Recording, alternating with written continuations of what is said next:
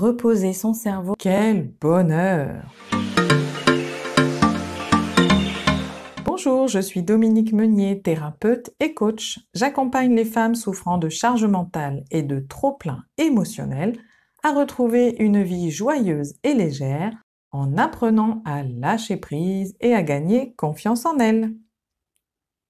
Alors on en rêve tous, à un moment donné, c'est de pouvoir reposer notre cerveau. Et c'est vrai que les clients qui viennent me voir me demandent souvent des outils pour apprendre à débrancher, à déconnecter, à stopper les ruminations ou à calmer leur cerveau.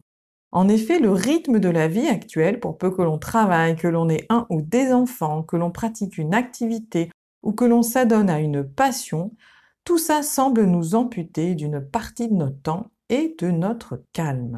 Alors comment faire pour tout concilier et garder notre santé? Comment vivre notre vie, même si elle est intense, en toute sérénité? Comment lutter contre le stress chronique? Des pistes et des solutions, il en existe des centaines. Oui, des centaines. Moi, je crois que le point commun qui existe entre toutes ces méthodes se résume en un mot. Monotache.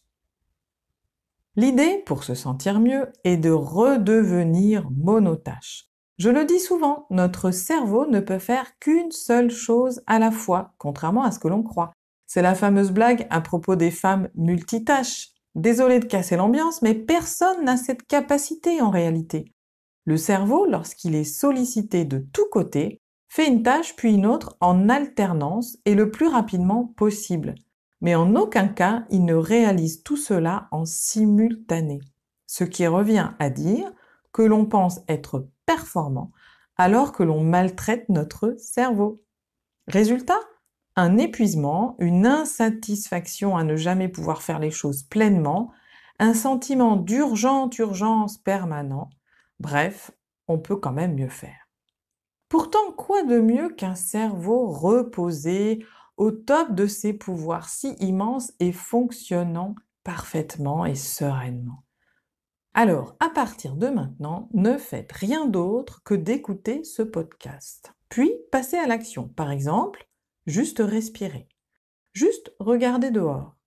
Juste écouter son collègue ou son fils. Juste écrire un mail. Juste lire un livre. Juste être assis là dans l'avion. Pas facile quand on est habitué à vivre à 400%. Mais le résultat est là, je vous le garantis. La première sensation sera le retour du pouvoir de la concentration, de la centration du cerveau sur un sujet ou un objet unique. Faites 2 heures de jardinage sans être dérangé et vous verrez, vous serez dans un état méditatif. Ensuite apparaît un sentiment d'autosatisfaction à avoir mené à bien une tâche et ce de façon entière et continue. Puis le plaisir de vivre plus authentiquement sa vie, dans le moment présent et de façon engagée. Et ça marche parfaitement bien quand on mange un carré de chocolat aussi. Je vous remercie pour votre écoute, je vous invite à liker, commenter, partager. Moi je vous dis à bientôt pour de nouveaux podcasts.